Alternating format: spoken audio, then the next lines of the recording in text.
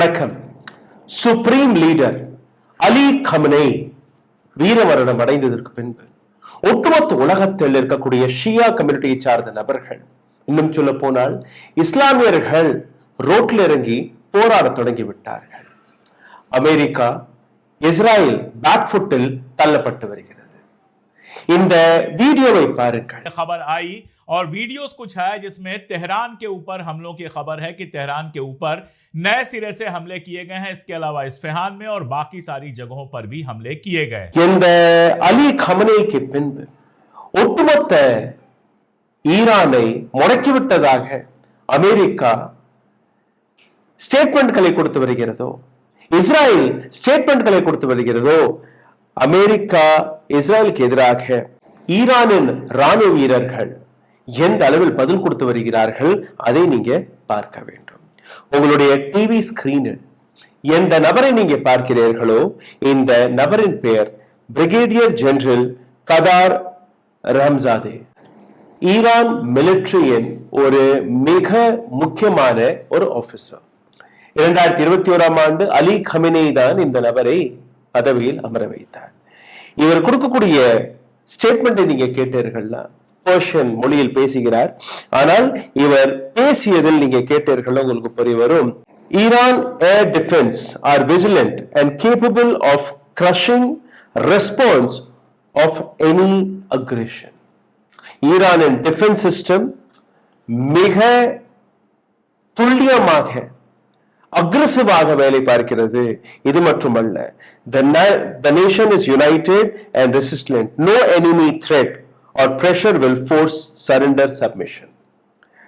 ஈரானின் மக்கள், ஈரானின் ஆர்மி ஒற்றுமையாக இருக்கிறது. எந்த விதமான ஃபோர்ஸ், எந்த விதமான பிரஷரும் எங்களை மிரட்ட முடியாது. நாங்க சரண்டர் செய்ய மாட்டோம். இதை தாண்டி இதற்கு மேல் எங்களுடைய பதிலை உலகம் பார்க்க போகிறது என்கிற ஒரு தைரியமான பேச்சை இவர் பேசியிருக்கிறார். இன்னொரு பக்கம் நீங்க பார்த்தீர்கள்னா ஈரானுடைய தாக்குதல் தொடர்ந்து இஸ்ரேல் முக்கியமாக அமெரிக்காவின் பல ஸ்பாட்களில் நடந்து கொண்டிருக்கிறது. அதாவது அமெரிக்காவுடைய ராணுவம் எங்கெல்லாம் போடப்பட்டதோ, முக்கியமாக அரபு நாடுகளில் அந்த அனைத்து இடங்களிலுமே இந்த தாக்குதல் நடந்து கொண்டிருக்கிறது. இந்த டிவி ஸ்கிரீனில் நீங்க எந்த வீடியோவை பார்க்கிறீர்களோ இது இஸ்ரேல் மற்றும் அமெரிக்கா ஜாயிண்ட் ஆபரேஷன் வழியாக தெஹரானில் நடத்தப்பட்ட ஒரு தாக்குதல். இஸ்ஃபஹான் என்கிற இந்த இடம் அங்க தாக்குதல் நடக்கிறது. அதே நேரத்தில் நீங்க பார்த்தீர்கள்னா ஈரானுடைய பதில் தாக்குதல் தெல் அவீவ் மற்றும் கிரேட்டர் தெல் அவீவ் இந்த இரண்டு இடங்களிலுமே மிகப்பெரிய அளவில் ஈரானுடைய மிசைல்ஸ்கள் அந்த நாட்டை தாக்கி வருகிறது. இதை தாண்டி நீங்க பார்த்தீர்கள்னா தெல் அவீவ் ரிப்பீட்டட்லி பல வீடியோக்களை அங்கிருந்து நீங்க பார்க்க முடிகிறது. இந்த வீடியோவை நீங்க பார்த்தீர்கள், ஏதோ ஒரு பஸ் ஸ்டாண்ட். ஏன்னா எப்பெல்லாம் வார் போன்ற சிச்சுவேஷன் வருகிறதோ இஸ்ரேலுடைய ஒரு டாக்டிக் என்னன்னா ஒட்டுமொத்த மீடியாவை முடக்கி விடுவார்கள். எந்த விதமான செய்தியும் வெளிவராது. அவர்கள் எடுத்துக்காட்டுவது எல்லாமே தன்னை அப்பாவியாக எடுத்து காட்டக்கூடிய வேலையை பார்க்கும் இஸ்ரேல். இதைதான் காசாவில் நடத்தப்பட்ட தாக்குதலும் போதும் இஸ்ரேல் செய்த இந்த அட்டூழியம். இங்கேயும் அதுதான் நடக்கிறது. ஈரான் நடத்தக்கூடிய தாக்குதலை எடுத்து காட்டுவார்கள். ஆனால் இஸ்ரேல் எந்த விதமான தாக்குதல்கள் நடத்துகிறதோ அல்ல இஸ்ரேலில் ஏற்படக்கூடிய அந்த சேதங்களை எங்கேயுமே எடுத்து காட்ட மாட்டார்கள். இந்த வீடியோ நீங்க பார்த்தீர்கள்னா ஒரு பஸ் ஸ்டாண்ட் போன்று தெரிகிறது. ஒட்டுமொத்த பஸ் ஸ்டாண்டே கருகி சாம்பல் ஆகிவிட்டது.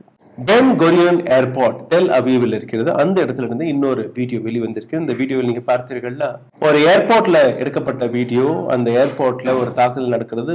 உள்ள உட்கார்ந்திருந்த மக்கள் அங்கிருந்து தப்பி ஓடக்கூடிய அந்த காட்சிகளை நீங்க பார்க்கிறீர்கள். இது மட்டுமல்ல, அடுத்த வீடியோவை பாருங்கள். ஒரு பாம்பு ஷெல்டர், அதாவது ஈரானியர்கள் எங்க தப்பித்து ஓடி ஒளிவார்களோ அந்த இடத்தின் இந்த வீடியோ. இதுல பல ராணுவ வீரர்கள் உடையில் ஒரு சில நபர்கள் அமர்ந்திருப்பதை நீங்க பார்ப்பீர்கள். இதற்காக அங்க போய் ஓடி ஒளிந்தார்கள் ராணுவ வீரர்கள் என்கிற அந்த விஷயத்தை யாருமே தெளிவுபடுத்தவில்லை. இதே நேரத்தில் நீங்க பார்த்தீர்கள் பல கார்கள், வாகனங்கள், ஒரு சில பில்டிங்கள்ல இருந்து வரக்கூடிய அந்த புகையெல்லாம் நீங்க பார்க்கிறீர்கள். இன்னொரு பக்கம் ஒரு ஜேர்னலிஸ்ட் வெளிவிட்ட இந்த வீடியோவை நீங்க பார்த்தீர்கள்னா எங்களுடைய அலுவலகத்தில் ஒட்டுமொத்த கண்ணாடியை சிதைந்து போனதாக அவர்கள் கூறுகிறார்கள். இது போன்ற பல்வேறு வீடியோ காட்சிகளை நீங்க பார்த்து வருகிறீர்கள். இதே நேரத்தில் அலி கமனேயுடைய மரணத்திற்கு பின்பு ஈரான் தொடர்ந்து தாக்குதல்களை நடத்தி வருகிறது. இன்னும் சொல்ல போனால் அமெரிக்காவுடைய மிலிட்டரி பேசஸ்களில் ஈரானுடைய தாக்குதல் இன்னும் அதிகரித்திருக்கிறது. அது UAE ஆக இருக்கட்டும், கத்தராக இருக்கட்டும், குவைத்தாக இருக்கட்டும், சவுதி அரேபியாக, இது போன்ற ஏராளமான எங்கெல்லாம் அமெரிக்காவுடைய மிலிட்டரி பேசஸ் இருந்ததோ அனைத்து இடங்கள்லயுமே இந்த தாக்குதல் நடக்கிறது. இன்னைக்கு கார்த்தால நியூயார்க் டைம்ஸ் வெளிவிட்ட ஒரு செய்தி நீங்க பார்த்தீர்கள்னா, நியூயார்க் டைம்ஸ் எடுத்து வைத்த விஷயம், டொனால்ட் ட்ரம்ப் தவறு செய்து விட்டார். டொனால்ட் ட்ரம்ப் அமெரிக்கர்களை சிக்க வைத்து விட்டார் என்கிற அந்த எச்சரிக்கையை கொடுத்தார்கள். அவர்கள் மட்டுமல்ல, ஒட்டுமொத்த அமெரிக்காவில் இருக்கக்கூடிய மிலிட்டரி எக்ஸ்பர்ட்ஸ்களுடைய ஸ்டேட்மெண்ட்டும் இதுவாக தான் இருந்தது. அதற்கான பதிலும் வெளிவர தொடங்கிவிட்டது. உதாரணத்திற்கு பார்த்தீர்கள்னா, இந்தியா, பாகிஸ்தான், இது போன்ற ஏராளமான நாடுகளில் அமெரிக்கன் எம்பசிக்கு எதிராக அமெரிக்கர்கள் எங்கெல்லாம் இருக்கிறார்களோ அங்க தாக்குதல்கள் நடக்க தொடங்கிவிட்டது. காலையில காஷ்மீர்ல ஒரு போராட்டம் நடந்தது இந்தியா தரப்பில். இதே போன்று கராச்சி, பாகிஸ்தான் இருக்கக்கூடிய கராச்சியில் அமெரிக்கன் கான்சுலேட்டில் பாகிஸ்தான் இருக்கக்கூடிய மக்கள், அலி கமனேயை சப்போர்ட் செய்யக்கூடிய மக்கள் அமெரிக்கன் கான்சுலேட்டில் போய் அட்டாக் செய்திருக்கிறார்கள். அங்க இருக்கக்கூடிய அமெரிக்கன் சோல்ஜர்ஸ் இவர்கள் மீது பதிலுக்கு தாக்குதல் அடித்த போது பாகிஸ்தான்ல இருக்கக்கூடிய 10 நபர்களை சுட்டுக் கொன்றதாக கூறுகிறார்கள். அதாவது ஒரு நாட்டில் நீங்க தூதரகத்தை நடத்துகிறீர்கள், அந்த நாட்டில் நீங்க இது போன்ற ஆயுதங்களை தூக்கி கொலை செய்தது ஒரு கண்டிக்கத்தக்க விஷயமாக இருக்கிறது. இதே போன்று லாகூர்ல இருந்தும் இதே போன்ற ஸ்டோரி வெளிவருகிறது. இது மட்டுமல்ல, ஈராக்ல இருக்கக்கூடிய எம்பசியும் தாக்கப்பட்டதாக ஒரு செய்தி. அதற்கான படங்களை நீங்க தொடர்ந்து பார்த்து வருகிறீர்கள். அயத்துல்லா கமேனி வெறும் ஈரானுடைய சுப்ரீம் லீடர் மற்றும் கிடையாது, ஷியா கம்யூனிட்டி, முஸ்லிம் கம்யூனிட்டியுடைய ஒரு மிக பெரிய மத குருவும். அதனால் ஒட்டுமொத்த உலகத்தில் இருக்கக்கூடிய ஷியா கம்யூனிட்டியை சார்ந்த நபர்கள், முஸ்லிம்ஸ், அவர்கள் ரோட்டில் இறங்கி போராட தொடங்கிவிட்டார்கள். அமெரிக்காவுக்கு எதிராக ஒரு மிகப்பெரிய போராட்டம் கிளம்பி இருக்கிறது. ஒட்டுமொத்த மிடில் ஈஸ்டில் இதற்கான தாக்குதல் எந்த அளவில் அதிகரித்து வருகிறது நீங்க பார்த்தீர்கள்னா, ஈராக்கிடம் இருக்கக்கூடிய ஆயுதங்கள், ஈராக்கிடம் இருக்கக்கூடிய ஆர்மி, அதைத்தான் நான் நம்புகிறேன் என்கிற அந்த வார்த்தை அலி கமேனியுடைய கடைசி வார்த்தை. I don't trust Trump. பேச்சுவார்த்தை நடத்தலாம், ஆனால் பேச்சுவார்த்தைக்கு எந்த விதமான முடிவும் வராது. டொனால்ட் ட்ரம்பை ஒரு துளி கூட என்னால் நம்ப முடியாது என்று கூறினார். இன்னொரு பக்கம் நான் தொடக்கத்தில் கூறியபடி அலி கமேனி வீர மரணம் அடைந்தார் என்று. அதற்கான அர்த்தத்தை புரிந்து கொள்ளுங்கள். அலி கமேனி எந்த பங்கர்லயுமே போய் ஓடி ஒளியவில்லை. அவருக்கு நிச்சயமாக தெரியும் இது தாக்குதல் நடக்க போகிறது என்று. 2-3 நாட்களாகவே இந்த செய்தி மிகப்பெரிய அளவில் பரவலாக பேசப்பட்டது. உதாரணத்திற்கு சைனா, அமெரிக்கா, ரஷ்யா, யூரோப்பியன் நாடுகள், பல நாடுகள் இருக்கக்கூடிய எம்பசிஸ்கள் தன்னுடைய சிட்டிசன்ஸ்களுக்கு கொடுத்த அந்த அறிக்கை, உடனடியாக இஸ்ரேல்ல இருந்து, உடனடியாக ஈரான்ல இருந்து நீங்க கிளம்பி விட வேண்டும். இந்த செய்தி வெளிவந்ததுக்கு பின்பு கூட எங்கேயுமே அலி கமேனி போய் ஒளியவில்லை. அவர் வசிக்கக்கூடிய அதே வீட்டில், அதே காம்பவுண்டில் தான் அவர் இருந்திருக்கிறார். எந்த பங்கர்லையும் போய் ஒளியவில்லை. அவர் மற்றும் இந்த தாக்குதலில் இறங்கவில்லை. அவர், அவருடைய மகள், அவருடைய மருமகன், அவருடைய மருமகள், பேரன் பேத்தி, இது போன்ற பல குடும்பத்தினர்கள் அந்த தாக்குதலில் உயிரிழந்திருக்கிறார்கள். ஈரானில் அலி கமேனிக்கு பின்பு யார் அந்த இடத்தை பிடிக்க போறார், அது ஒரு தனி சாப்டர். அதை பற்றி நான் வேறொரு வீடியோவில் பேசிக் கொண்டிருக்கிறேன். அந்த வீடியோவும் இன்னைக்கு எங்களுடைய சேனல்ல வரப்போகிறது. தயவு செய்து பாருங்கள், வந்திருக்கும், அதை போய் பாருங்கள். ஆனால் இந்த எஜிடேஷன் ஒட்டுமொத்த அரபு நாடுகளை ஒழுக்கி இருக்கிறது. அதை தாண்டி சைனா, ரஷ்யாவுடைய மூவ் அடுத்து என்னவாக இருக்க போகிறது? ஒட்டுமொத்தத்தில் நீங்க பார்த்தீர்கள்னா அமெரிக்காவை ஹை அலர்ட்டில் வைத்திருக்கிறார்கள். காரணம், இஸ்ரேலிடம் இருக்கக்கூடிய அதிபயங்கரமான மிசைல்ஸ்கள். 3 ரவுண்ட் ஆஃப் டாக்ஸ் நடந்தது. 3 ரவுண்ட் ஆஃப் டாக் சுவிட்சர்லாந்தில் நடந்தது. அதற்கு முன்பு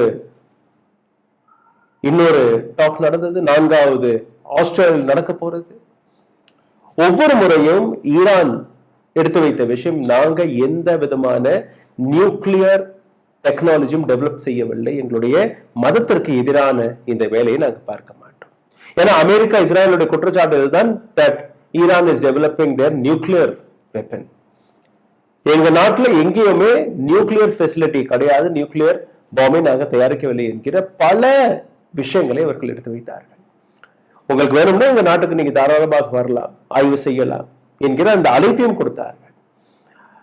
தொடக்கத்தில் அமெரிக்கா கூறிய விஷயம், நீங்க நியூக்ளியர் ஃபெசிலிட்டியை க்ளோஸ் செய்யணும், நியூக்ளியர் தான் கிடையாது. அடுத்த எக்ஸ்கியூஸ், நீங்க மிசைல் சிஸ்டத்தை கைவிட வேண்டும். அதற்கு அவர்கள், இது எங்களுடைய பாதுகாப்பிற்காக நாங்க வைக்கிறோம், and we will not stop our missile program. This is what Iran was telling. இன்னொரு பக்கம் நேத்தன்யாஹூ, பெஞ்சமின் நேத்தன்யாஹூ, இவர் போட்ட பிரஷர் அமெரிக்கா மீது எந்த அளவில் இருந்ததுன்னு நீங்க பார்த்தீர்கள்னா, ஈரான் மற்றும் அமெரிக்காவுக்கு இடையே ஒரு அமைதி பேச்சுவார்த்தையில் இந்த விஷயம் முடிந்துவிடக்கூடாது, முடிந்துவிட்டால் இஸ்ரேலுடைய ஐடென்டிட்டியே முடிந்து போகும் இல்லையா? சோ அதனால் ஒரு பிரஷர், அந்த பிரஷர் எதற்குனா உடனடியாக அவசரப்பட்டு இந்த தாக்குதலை நடத்தி வைத்திருக்கிறார்கள். இந்த தாக்குதலுக்கு பின்பு இன்னைக்கு பேக்ஃபுட்ல இருக்கக்கூடிய நாடுகள், அரபு நாடுகள், எங்கெல்லாம் அமெரிக்காவிற்கு உதவி செய்யக்கூடிய வேலையை பார்த்தார்கள், யாரெல்லாம் அமெரிக்காவிற்காக பணம் பார்ப்பதற்காக எந்த நாடு அமெரிக்காவிற்கு உதவி வந்தது, எல்லாருமே இன்னைக்கு எக்ஸ்போஸ் ஆகிவிட்டார்கள். இஸ்லாமியர்களே இந்த ஒவ்வொரு நாட்டையும் எதிர்க்கக்கூடிய வேலையை பார்க்க தொடங்கி இருக்கிறார்கள். அது சவுதி அரேபியாக இருக்கட்டும், அது யுஏஇ இருக்கட்டும், குவைத்தாக இருக்கட்டும், கத்தாராக இருக்கட்டும், லெபனானாக இருக்கட்டும், இது போன்ற பல்வேறு நாடுகள், அவங்க இருக்கக்கூடிய இஸ்லாமியர்களே அந்த நாட்டு அதிபர்கள், அந்த நாட்டின் கவர்மெண்டை இன்னைக்கு கேள்வி கேட்கக்கூடிய வேலையில் வந்துவிட்டார்கள். சிந்தித்து பாருங்கள் எந்த அளவில் இந்த போர் பல திருப்பங்களுடன் நடந்து கொண்டிருக்கிறது. இந்த போர் இன்னும் எத்தனை நாட்களுக்கு நீடிக்கப் போகிறது என்கிற அந்த கேள்வியுடன் விடைபெறுகிறேன். இந்த போரை பற்றின தகவல்களை ஒவ்வொரு சில மணி நேரத்தில் நாங்கள் கொண்டு வந்து சேர்க்கக்கூடிய வேலையை பார்த்து வருகிறோம். எங்களுடன் இணைந்திருங்கள். நன்றி, வணக்கம்.